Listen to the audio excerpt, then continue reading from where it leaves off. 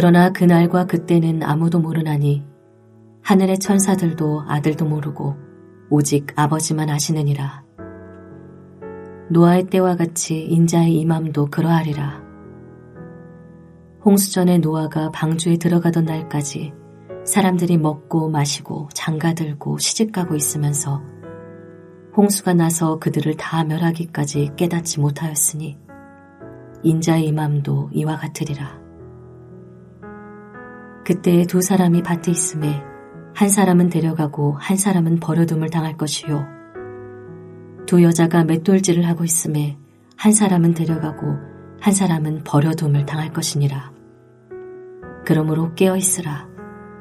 어느 날에 너희 주가 임할는지 너희가 알지 못함이니라.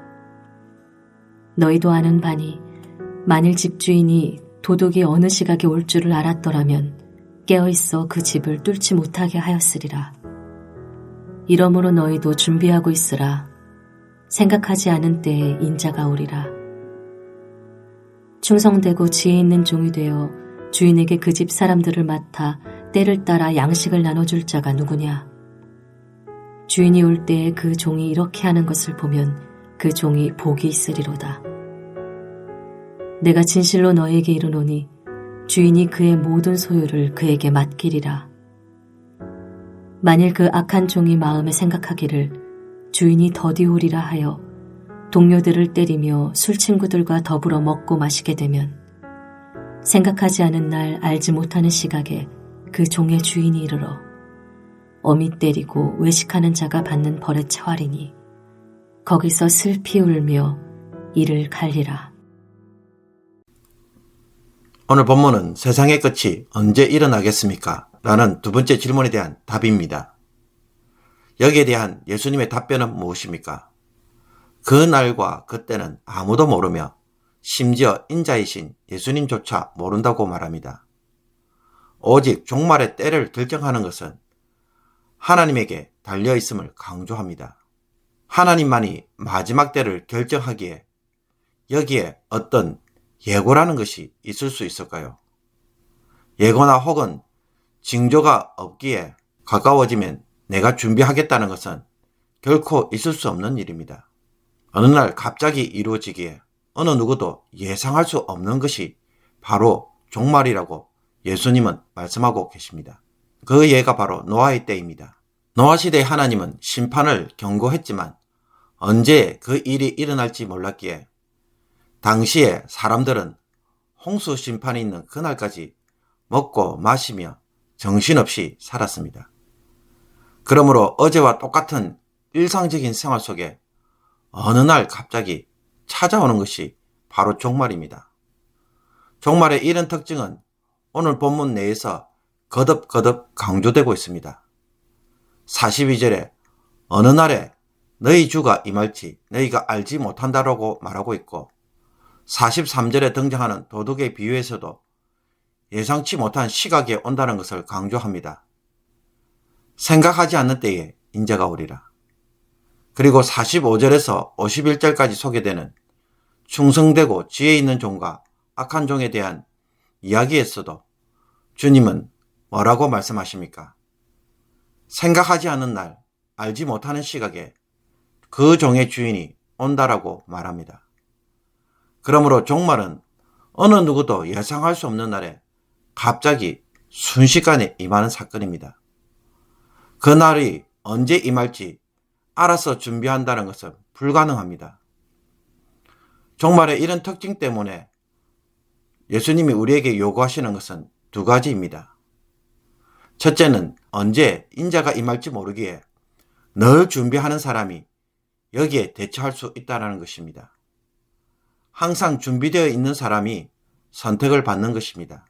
밭에서 두 사람이 일할 때 두 여자가 맷돌질을 하고 있을 때에 그 중에 누가 선택을 받습니까? 본문에서 한 사람은 데려가고 한 사람은 버려둠을 당한다고 말합니다. 우리는 이 중에서 누가 선택받은 사람인지 알 수는 없지만 분명한 것은 그와 같은 일을 통해 준비된 사람만이 선택을 받는다는 것입니다. 도둑이 언제 올지 모르기 때문에 그것을 막으려고 한다면 집주인이 해야 할 일은 무엇입니까? 미리 준비하고 기다리는 것밖에 없다고 말합니다. 이러므로 너희도 준비하고 있으라. 생각하지 않은 때에 인자가 오리라. 그러므로 갑자기 임하는 종말에 대해 우리가 할 수 있는 것은 준비하는 것입니다. 그렇다면 예수님이 말씀하시는 준비는 어떤 것입니까?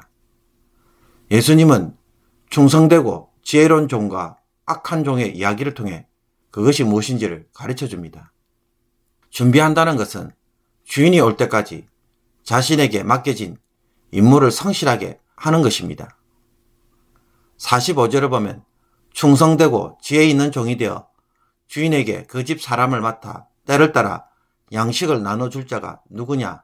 라는 말이 나옵니다.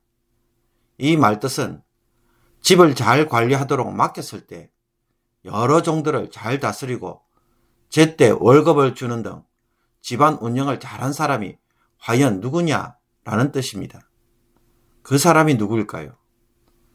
주인이 언제 올지 모르니까 자기에게 주어진 일을 성실하게 잘 감당하는 사람, 그래서 충성되고 지혜 있는 종으로 불리워지는 자가 잘 준비된 자라는 것입니다. 사랑하는 성도 여러분, 주님이 나에게 주신 인생의 사명이 있습니까? 이 사명을 위해 지금 나는 무엇을 하고 있습니까? 여기에 대해 아무런 관심도 없고 일상의 삶에 파묻혀 정신없이 살고 있는 것을 주님은 경고하고 있지는 않습니까? 주님은 우리가 일상의 삶을 제쳐두고 언둔하며 살라고 하지 않습니다.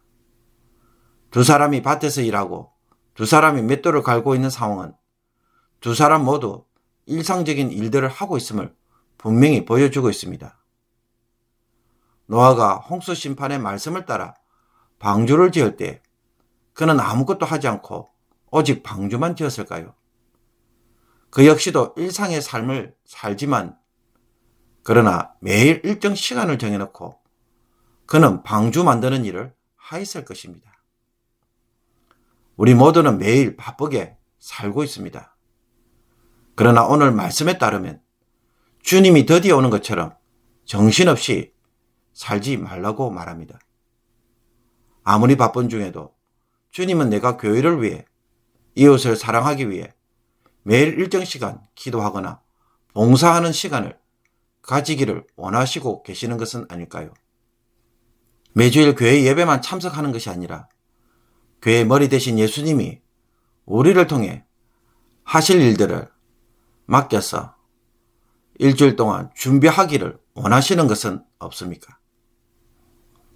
주님은 노아처럼 일상의 삶에서 방주를 만드는 일에 우리의 시간이 사용되기를 원하십니다.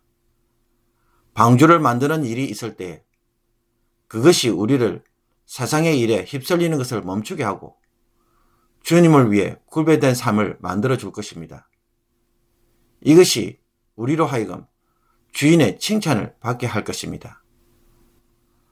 혹 어떤 이들에게는 오늘 이 말씀을 통해 내 평생에 내가 감당해야 할 하나님의 사명이 무엇인지 다시 한번 생각해보고 찾아가는 첫 발걸음이 되기를 원합니다.